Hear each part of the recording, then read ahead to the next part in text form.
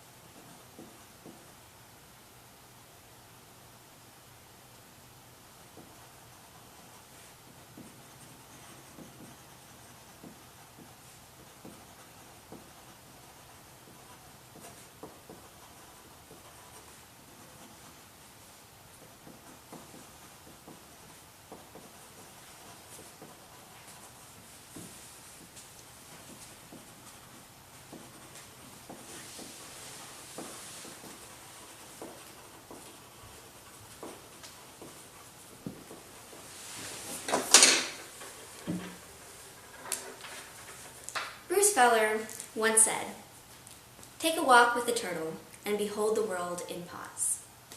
What does he mean by this? He means if we take a minute to slow down from that crazy whirlwind world that we've always been living, we can stop and smell the roses and we can enjoy life. What better time for this quote is there now, when the entire nation, and the entire world in fact, is on lockdown? We're sitting at home and we're beholding the world in pause. Businesses have stopped, stores have stopped, everything has stopped. My own personal experience with quarantine has been interesting. I've found that I'm much less productive than usual. I found myself sucked into perhaps the internet or books and anything but schoolwork. But I've also found that I have a new outlook on life. No longer do I feel like I have to go everything super, super fast. No longer do I feel like everything, every tiny little thing matters. But I can take a look at everything as a whole. I can see the big picture and I can slow down. Maybe this quarantine isn't the best thing ever. Maybe it's not something that I would want to continue for the rest of my life.